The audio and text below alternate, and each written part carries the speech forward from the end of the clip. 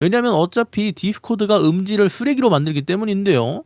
그걸 생각하면서 다시 한번 돌아가 보면요. 지금은 다시 A6V 마이크를 사용하는 중입니다. 음질은 여전히 그대로인 상태에서 키보드 소리는 어떻게 들리는지도 한번 확인해 볼게요.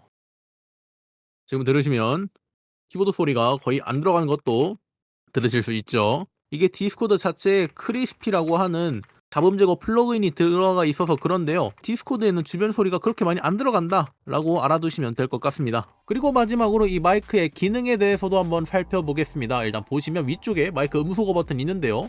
얘를 누르면은 RGB랑 함께 이렇게 소리가 들으실 수 있습니다. 그리고 아래를 보시면 이렇게 볼륨 다이얼 조그가 있는 걸 볼 수 있는데요. 이렇게 볼륨을 줄어들면 이렇게 소리가 들고 이렇게 다시 커지는 것을 들으실 수 있습니다. 다만 단점은 이게 육안으로 어디까지 돌려졌는지 확인하기 힘들고 이게 그렇게 돌리는 감이 너무 미끄러운 그런 느낌이 들어서 볼륨 다이얼 조그는 상당히 아쉬운 느낌을 받을 수 있네요. 자, 그리고 이제 이 상태에서 윈도우 설정에서는 값이 어떻게 되는지도 한번 확인해 보도록 하겠습니다. 일단 마이크의 볼륨이 이게 기본 값은 47로 되어 있었는데 생각보다 이 마이크의 수음량이 크지가 않아서 저는 95로 두고 녹음을 진행한 것이고요.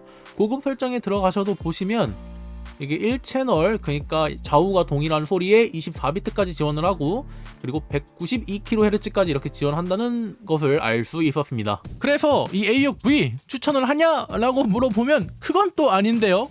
뭐 영상 내내 뭐 구성 좋다, 음질 좋다 말 다 해놓고 이게 뭔 결론이 있다구냐 라고 말하신다면 잠시만 기다려주세요. 제가 이렇게 말씀드리는 이유는 이렇게 저렴한 마이크면 대부분 디스코드용으로 게임하면서 사용하실 거잖아요. 근데 그러면 굳이 얘만큼 음질이 좋을 필요도 없고요. 그리고 조금 더 제대로 쓰려면 이렇게 앞으로 가져와서 써야 되는데 이게 상당히 불편하기 때문에 마이크 암이라도 있으면 더 좋거든요. 근데 그런 면에서 생각해 봤을 때는 같은 회사 제품 중에 하위 라인업인 이 A2에다가 저렴한 마이크 암을 달아서 쓰시거나요, 아니면 질사운드라는 회사의 K66SC나 이런 A68S를 쓰시는 게 아마 목적에는 더 부합한 결정이 될 것 같습니다. 가격도 보시면 마이크암까지 있는데도 얘네가 더 저렴하죠.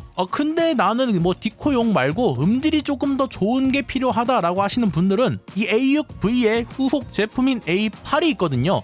얘가 $3밖에 더 안 비싼데 기능을 보시면 뭐 음질도 더 좋아지고 못생긴 거치대가 이렇게 변경이 됐고요. RGB도 추가로 끄거나 이렇게 색상 변경도 가능하고 오디오 모니터링용 3.5파일까지 추가되면서 뭐 훨씬 더 좋은 제품이 됐단 말이죠. 이러면 A6V를 진짜 갈 이유가 없어지게 됩니다. 그래서 이 A6V 진짜 뭐 디코용으로나 아니면 음질 챙기는 용으로나 그 중간에 낀 애매한 제품이 되었다라고 볼 수 있겠습니다. 2021년도에 출시되어서 과거 한 2년 전에는 정말 가성비가 좋은 제품으로 유명해졌지만요, 지금 와서 보면은 짧은 시간 안에 너무나도 많은 제품이 출시되면서 이제는 가성비의 자리를 다른 제품들에게 내준 것 같습니다. 그래도 정말 저렴하게 한 50% 할인할 때 정말 가끔 있거든요. 그럴 때 구매하시면 여전히 괜찮은 제품인 것 알려드리면서 이번 영상 끝내보도록 하겠습니다.